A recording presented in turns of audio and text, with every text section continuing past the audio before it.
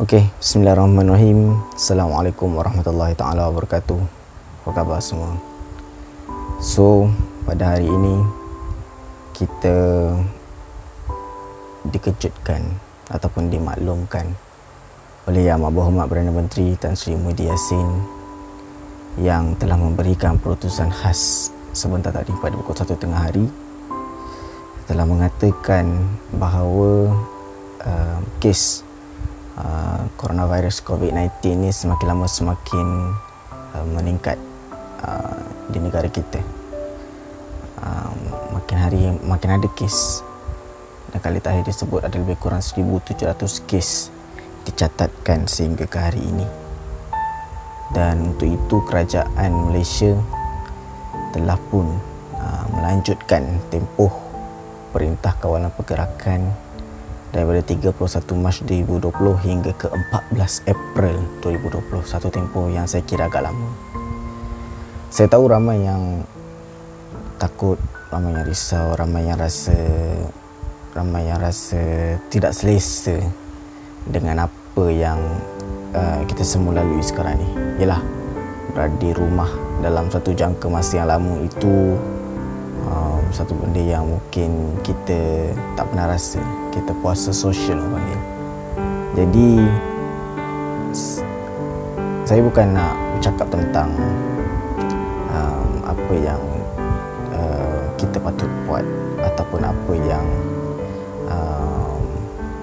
mungkin aktiviti-aktiviti yang kita boleh lakukan, kerana kita semua kreatif, kita semua pandai untuk mengisi masa yang ada ni, yang begitu panjang ini, yang hampir sebulan ini. Kita tahu apa yang kita akan lakukan. Cuma saya nak ingatkan kepada semua yang mungkin menonton video ini, kalau saya ingin memetik kata-kata daripada Perdana Menteri Tan Sri Muhyiddin Yassin, beliau ada berkata, kita kena persiapkan mental dan fizikal kita, sebab kita nak berada dalam rumah ni dalam jangka masa yang begitu panjang, jangka masa yang begitu lama.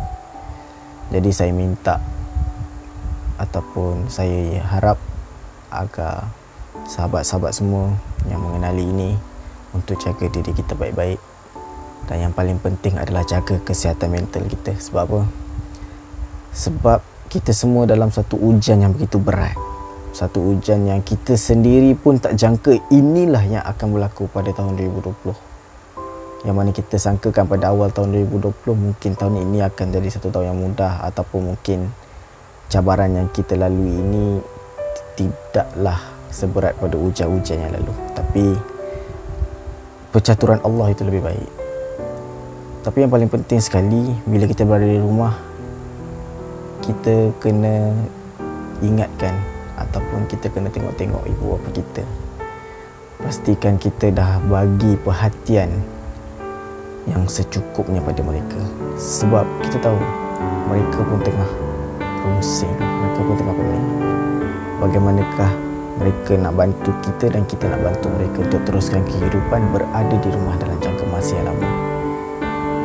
Dan jangan dilupakan juga, dalam tempoh yang panjang ini, hubungi rakan-rakan yang terdekat. Sentiasa berhubung dengan orang-orang yang banyak membantu kita, bersyarah, ataupun sesiapa saja. Berikan mereka, kalau saya boleh petik kata-kata guru saya, virtual hug. Berikan mereka sesuatu yang menenangkan. Kita berikan pada mereka, tenangkan mereka. Sebab bila kita berada di rumah, kita bersama dengan keluarga kita. Ya, kita spend time, most of the time in the PKP we spend with our family.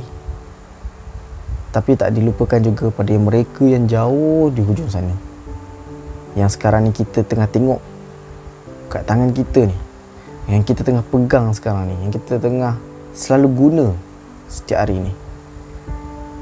Kita bersama dengan kawan-kawan kita, pensyarah kita, cikgu kita, staf-staf kita, dan sesiapa saja.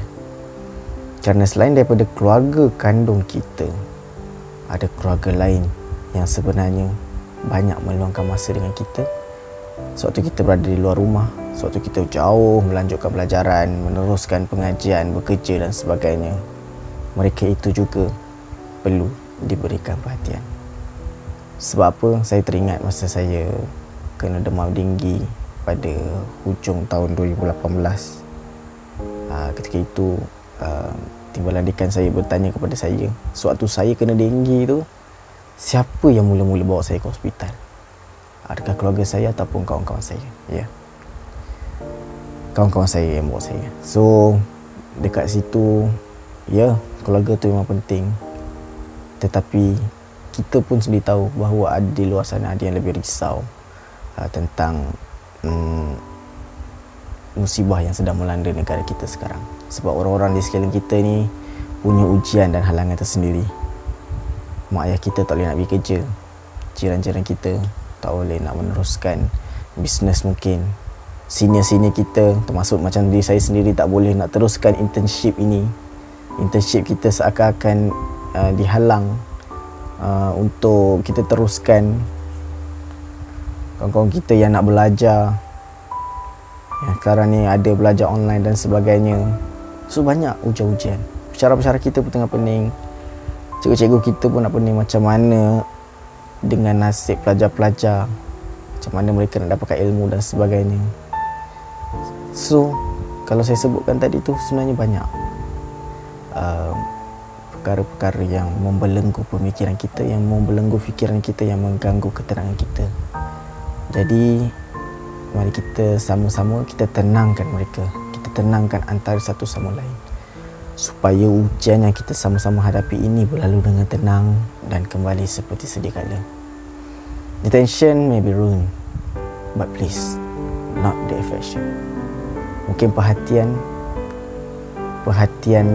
secara dua hala mungkin kita tak dapat nak laksanakan, tetapi sokongan, dorongan dan doa jangan sesekali kita putuskan. Ingatan saya kepada semua, saya sayang anda semua. Kalau ada apa-apa, tolong bagi tahu dan jangan malu. Sebab kita perlukan sekarang ini antara satu sama lain. Emosi kita, mental kita sangat terganggu. Fizikal kita memang kita dah jaga dah, pakai hand sanitizer, pakai mask dan sebagainya.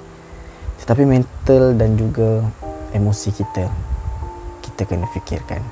Kita sama-sama jaga, kan?